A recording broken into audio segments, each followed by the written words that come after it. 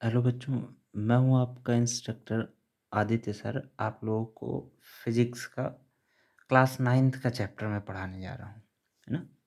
Class 9th में आप लोगों का सेकंड टर्म का कोर्स काफ़ी आगे आ चुका है।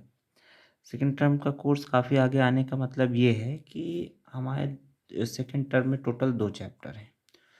2 में से हमने 1 चैप्टर पढ़ लिया है, वो चैप्टर था हमारा ग्रेविटेशन, है ना? तो अब हमारे पास बचता है सेकेंड टर्म का इकलौता चैप्टर, वो है वर्क, पावर एंड एनर्जी। एक और चैप्टर है साउंड आपका, जो कि डिलीटेड है ना? तो हमें पढ़ना है वर्क, पावर, एनर्जी चैप्टर, जो कि सेकेंड टर्म का आखिरी चैप्टर आपका बचा हुआ है। मैं थोड़ा सा और बात कर लूँ इस चैप्टर के बारे में, जिसे नाम लिखा हुआ है कि वर्क, पावर और एनर्जी। 3 अलग-अलग टाइप के टर्म्स लिखे हुए हैं। जैसे मैं आपको पहले पढ़ाता आया हूँ ना बड़ा डिटेल में, वैसे ही इस चैप्टर को भी पढ़ेंगे। चैप्टर में पहला टॉपिक जैसे लिखा हुआ है वर्क, है ना? आप लोग ज़रा यूट्यूब पर जो चैनल है ये, इसको थोड़ा लाइक कर देना, ठीक है? और सब्सक्राइब कर देना। बाकी आपका तो होमवर्क वगैरह सब इसी के थ्रू जाना है। आपको पता भी है क्या होना है स्कूल से भी रिलेटेड, और जो बच्चे बाहर से उनको भी पता है ना। अच्छा, चैप्टर में सबसे ख़ास बात ये आपको जो है पीडीएफ नोट्स भी मिलेंगे। नोट्स जो है वो आपको कॉपी पे लिखना है। जो स्कूल के बच्चे हैं उनके लिए कंपलसरी है लिखना। आपका होमवर्क उसी के थ्रू जाएगा। और बात आती है कि भाई डाउट होंगे, डाउट पूछेंगे कैसे? डाउट पूछने के 2 तरीके हैं। एक तो रोज़ आप ये जो वीडियो देखेंगे, सारी वीडियोज़ में आपको जैसे जो भी डाउट आएगा, उस डाउट को आप कमेंट सेक्शन में तुरंत लिख दीजिए। अभी ज़्यादा बच्चे आप आओगे नहीं, है ना? चैनल का अभी शुरुआत है, तो जो भी डाउट होंगे वो निश्चित तौर पर मैं देख लूँगा, और आपके सारे डाउट हर नेक्स्ट वीडियो में मैं कंसल्ट करके आपको समझा दूँगा वीडियो में। और बाकी स्कूल के बच्चों के लिए एक ऑप्शन ये भी है कि आपका जो ऐप है, उस ऐप पर आप अपने क्वेश्चन लिख सकते हैं, जिसका मैं रिप्लाई देता रहूँगा, फिज़िक्स में भी और आपका क्लास 9th की केमिस्ट्री में भी, है ना? अब स्टार्ट करते हैं चैप्टर आपका आज का। भाई वर्क क्या होता है? जिसे नॉर्मली हम कहते हैं घर बैठे हैं, पढ़ाई कर रहे हैं, मम्मी पूछी क्या कर रहे हो? बहुत काम है यार, पढ़ना बहुत है। वो वर्क जो है, या आपको जो वर्क मिलता है, जैसे एग्जाम्पल के तौर पे आप पढ़ रहे होते हैं तो आप कह देते हैं वर्क कर रहे हैं, लिख रहे होते हैं तो भी आप कह देते हैं वर्क कर रहे हैं, ठीक? तो वर्क का वो जो जनरल डेफिनेशन है वो दूसरा होता है, और फिजिक्स में टर्म बदल जाता है। फिजिक्स में वर्क का मतलब ये होता है कि आपने किसी ऑब्जेक्ट पर फोर्स लगाया। जस्ट इमेजिन ये कोई ऑब्जेक्ट है, ठीक है? इस ऑब्जेक्ट पर आपने फोर्स लगाया, और फोर्स लगा करके आपने इसको थोड़ी दूरी तक, मान लो एक्स डिस्टेंस, आपने डिस्प्लेस कर दिया, ठीक? तो अब आपसे अगर पूछा कि व्हाट इज वर्क, आप कह दोगे force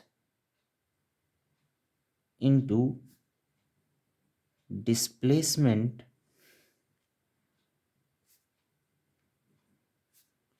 along the direction of force,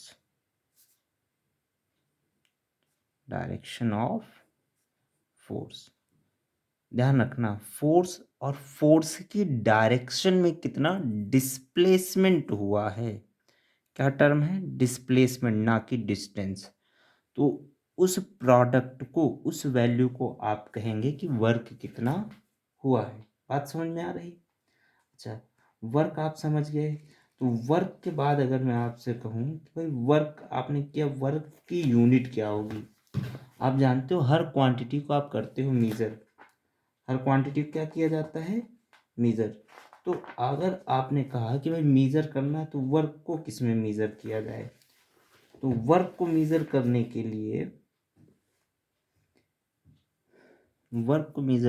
लिए, जैसे हम कहेंगे एसआई यूनिट, है ना? वर्क किस में मेज़र किया जाएगा? आप जानते हो किसी भी क्वांटिटी को मेज़र किया जाता है उसकी यूनिट में। और जो स्टैंडर्ड इंटरनेशनल यूनिट होती है उसी को आप शॉर्ट में लिखते हैं एसआई यूनिट, जो कि एमकेएस सिस्टम में होता है ना। तो एसआई यूनिट क्या होती है वर्क की? अच्छा, यूनिट निकालने का सबसे आसान तरीका, जो फॉर्मूला दिया है फॉर्मूले की हर यूनिट को आप लिख डालो। जैसे वर्क के लिए अगर मैं ये जो लिखा है ना, इसको मैं अगर लिखना चाहूँ मैथमेटिकली तो वर्क के लिए डब्ल्यू लिख दूँ, फोर्स के लिए मैंने लिखा एफ, और डिस्प्लेसमेंट के लिए लिख दिया मैंने एक्स, तो डब्ल्यू इक्वल्स टू एफ एक्स, ये फॉर्मूला होता है। बात समझ में आई? अच्छा, यहाँ अगर मैं कहना चाहूँ डिस्प्लेसमेंट, डिस्प्लेसमेंट की डायरेक्शन आपको बतानी होगी। आपने कहा यहाँ से यहाँ तक आपने डिस्प्लेस किया, ये तो मैंने कह दिया ये तो यहाँ से यहाँ तक का डिस्प्लेसमेंट, ऐसा वो जनरल टर्म हो गया नहीं। तो आपने कहा कि डिस्प्लेसमेंट है और फोर्स है, तो दोनों के लिए अगर मैं यूनिट लिखना चाहूँ, फोर्स का क्या होता है? न्यूटन, आप जानते हो, खूब पढ़ाया हमने। और बगल में लिखा है क्या? डिस्प्लेसमेंट, डिस्प्लेसमेंट का क्या होता है? मीटर। तो इसी न्यूटन मीटर टर्म को आप एक नया नाम देते हैं जिसको आप कहते हैं जूल।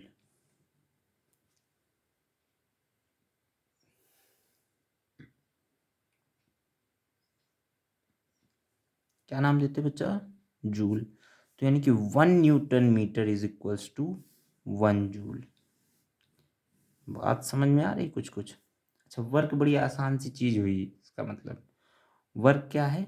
वर्क तब होगा जब आपने किसी ऑब्जेक्ट पर फोर्स लगाया और वो डिस्प्लेस होकर के थोड़ी दूरी तक चला गया, है ना।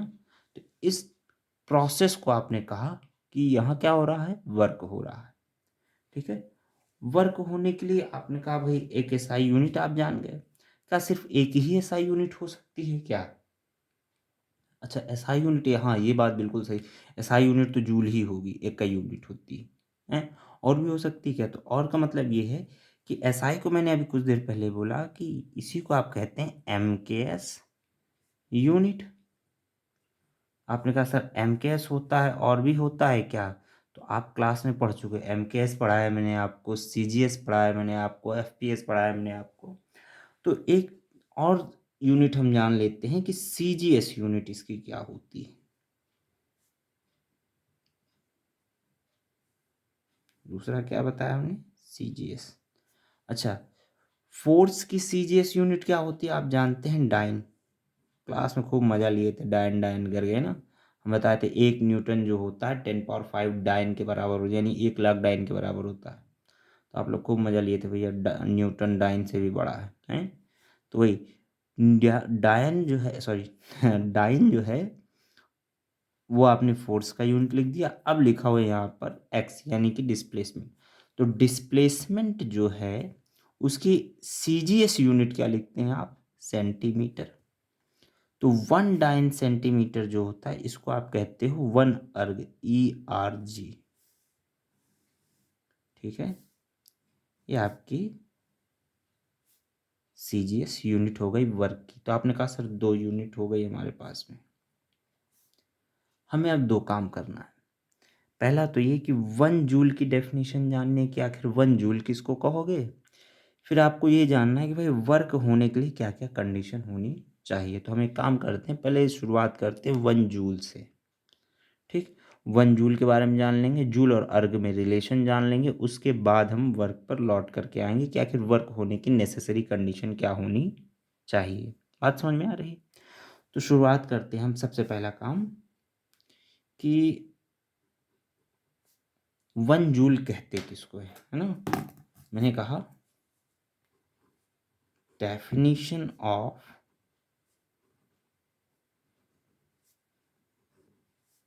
1 जूल, है ना।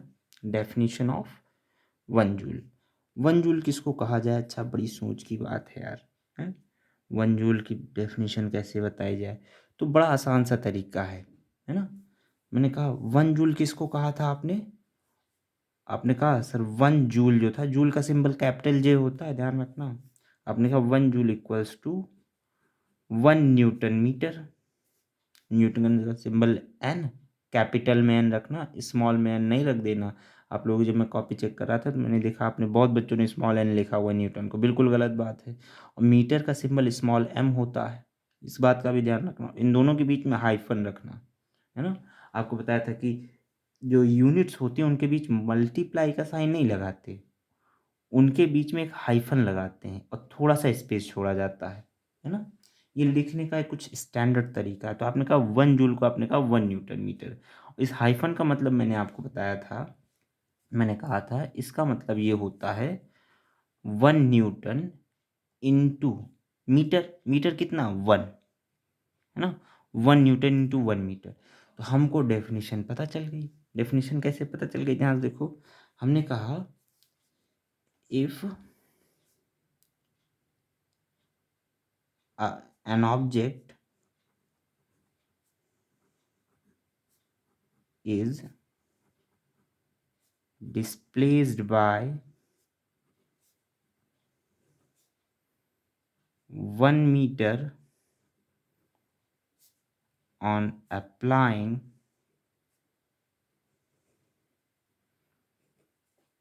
a force of 1 Newton, then the work is 1 joule. देखो कितनी आसान सी डेफिनेशन है। अच्छा, डेफिनेशन जब लिखी जाती है तो इस बात का बड़ा ध्यान रखना, डेफिनेशन को हम करते क्या है, डबल इन्वर्टेड कॉमा में क्लोज कर देते हैं। अच्छा, कंपलसरी नहीं है लेकिन कर दोगे तो अच्छा लगता है, टेस्टी दिखता है। क्यों? क्लास में जैसे आप कहते थे सर टेस्टी दिखेगा कि नहीं, हाँ बिल्कुल टेस्टी दिखेगा, उसीलिए आप इसको ऐसा करते हैं। तो हमने कहा कि if an object is displaced by 1 metre on applying force of 1 newton, यानी कि एक ऑब्जेक्ट था, ठीक है। ऑब्जेक्ट का मास क्या है, उसका वेट क्या है, डायमेंशन क्या है, कोई लेना देना नहीं है। ऑब्जेक्ट की किसी भी प्रॉपर्टी से कोई लेना देना नहीं है। लेना देना किस बात से? लेना देना इस बात से है कि इस ऑब्जेक्ट पर हमने फोर्स कितना लगाया। मैंने कहा मान लो इस ऑब्जेक्ट पर जो हमने फोर्स लगाया वो 1 न्यूटन का था, और जब हमने इस पर फोर्स लगाया तो ये अपनी इस पोजीशन से उठा और उठ करके थोड़ी सी दूरी पर पहुंच गया, और इस दूरी पर ये ऑब्जेक्ट आकर के ऐसे रुक गया, है ना। और हमने इन दोनों पॉइंट के बीच का सेपरेशन निकाला, हमने कहा एक्स की वैल्यू आई 1 मीटर। तो इसका मतलब आपने कहा, ध्यान से सुनो, आपने कहा कि जो वर्क है ना, वर्क है वो कितना हुआ, 1 न्यूटन का फोर्स लगाने पर 1 मीटर का डिस्प्लेसमेंट हुआ। इन दोनों को अगर मैं मल्टीप्लाई कर दूं तो क्या आ रहा है? आपने कहा 1 जूल वर्क आ रहा है। यानी कि अगर आपसे कहा जाए तो आप ये कह सकते हो, इफ 1 मीटर डिस्प्लेसमेंट, या यूँ कह दूं कि if an object is displaced by 1 metre on applying a force of 1 Newton, then the work done is या work then the work is 1 joule, है ना। आपने कहा 1 newton metre equals to 1 joule. बड़ी आसान सी डेफिनेशन है, जब पूछी भी जाती है और मैं पूछता भी हूँ। पढ़ाया गया है तो पूछा तो जाएगा ही, है ना। तो यहाँ तक तो आपकी डेफिनेशन हो गई जूल की। अब अगर मैं बात करूँ कि अर्ग किसको कहते हैं ना, तो 1 अर्ग की हमें पढ़नी है डेफिनेशन। हाँ तो बच्चे हम पढ़ने जा रहे थे कि 1 जूल, सॉरी 1 अर्ग किसको कहते हैं, क्योंकि जूल तो हमने पढ़ लिया। अच्छा, 1 अर्ग की अगर हम पढ़ना चाहें डेफिनेशन, देखो क्या कहा हमने, डेफिनेशन हमको पढ़ना है कि आखिर 1 अर्ग कहते किसको हैं। तो अब ध्यान सुनो, मैंने अभी जैसे कहा कि वर्क की डेफिनेशन, आपने कहा वर्क की डेफिनेशन, आपने कहा वर्क क्या होता है, तो वर्क को आपने कहा था W = F × X, जहाँ पर X क्या होता है, डिस्प्लेसमेंट होता है ना। अब देखो बड़ी आसान सी चीज़ है, ज़रा भी टफ नहीं है। देखो मैंने कहा कि भाई 1 अर्ग वर्क चाहिए, और अर्ग है क्या, ये है सीजीएस यूनिट, है ना, सीजीएस यूनिट ऑफ वर्क। तो हमने कहा 1 अर्ग जो है फोर्स की अगर मैं सीजीएस यूनिट रखूं तो मैंने कहा डाइन, है ना, DYNE। और डिस्प्लेसमेंट की अगर हम बात कहें तो डिस्प्लेसमेंट की जो सीजीएस यूनिट होती है सेंटीमीटर। तो यानी कि जैसे अभी हमने कुछ देर पहले कहा कि जूल के लिए क्या कहते थे, 1 न्यूटन × 1 मीटर, बिल्कुल वैसे अर्क के लिए क्या कहोगे, 1 डाइन × 1 सेंटीमीटर। यानी कि डेफिनेशन हम लिखना चाहें या एक बार मैं फॉर्मूला फिर से लिख देता हूँ, 1 डाइन × 1 सेंटीमीटर। कुछ बात समझ में आ रही? तो मैं इसको शब्दों में ज़रा सा गढ़ देता हूँ, यानी कि डायग्राम सहित बताऊँ क्या? ठीक है, अच्छा मैं पहले डायग्राम बता देता हूँ। एक ऑब्जेक्ट था, ठीक, इस ऑब्जेक्ट की डायमेंशन से हमें कोई लेना देना नहीं। भाई कोई लेना देना नहीं कि मतलब ये ऑब्जेक्ट कोई पड़ा हुआ है, हमने इस पर फोर्स लगाया 1 डाइन का, ठीक। 1 डाइन का जब हमने फोर्स लगाया और हमने कहा कि भाई हमें कराना है इसको डिस्प्लेस, तो ये ऑब्जेक्ट उठा और उठ करके आ गया यहाँ तक, ठीक। जब यहाँ तक आया तो ये इनिशियल पोजीशन है, ये फाइनल पोजीशन है। पूछा क्या दोनों के बीच सेपरेशन कितना, तो मैंने कहा एक्स की वैल्यू मेजर करने पर आई 1 सेंटीमीटर, छोटा सा पिद्दू सा, है ना। तो आपसे कहा कि भाई अर्क की डेफिनेशन बताओ, तो मैंने कहा if an object is displaced by 1 centimeter on applying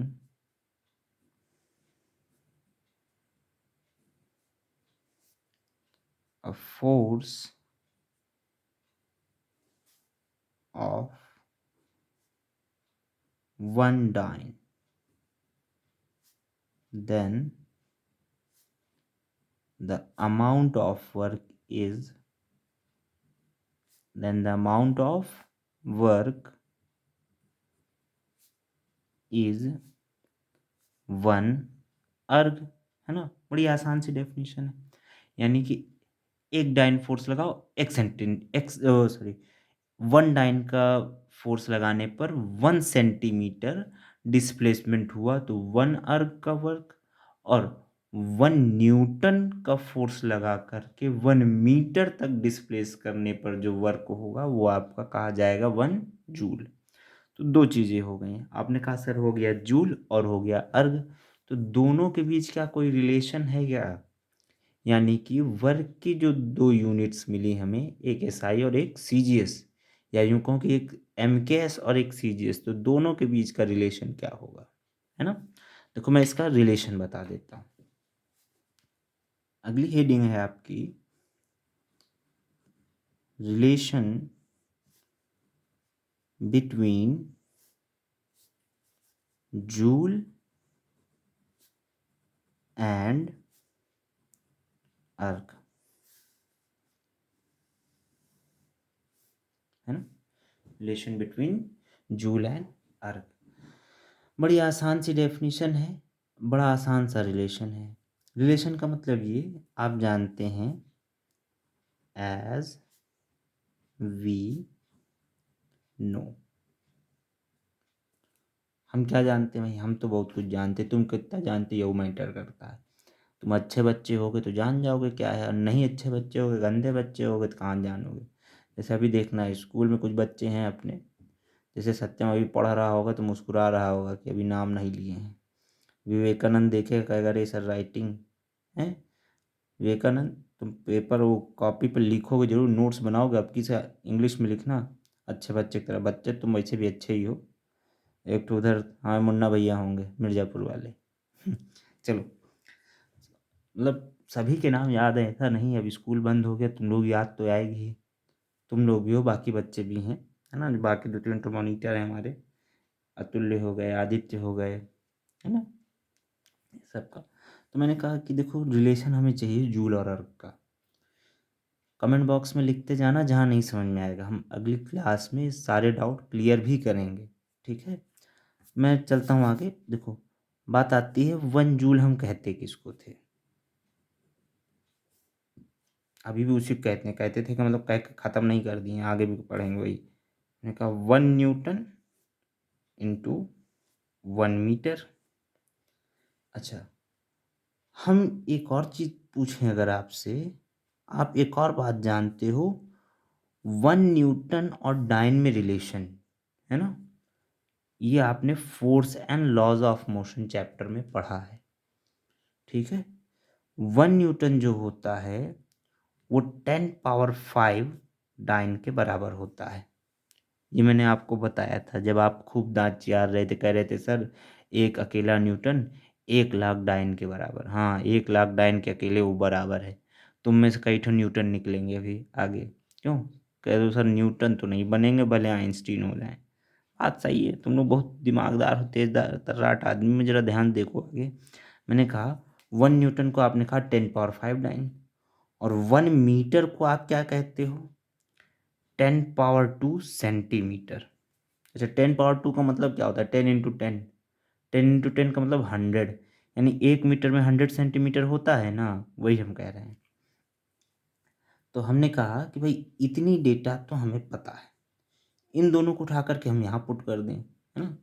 Newton की वैल्यू यहाँ रख दें, और मीटर, जो ये मीटर लिखा ना, ये मीटर, इसकी वैल्यू भी उठा कर रख दें।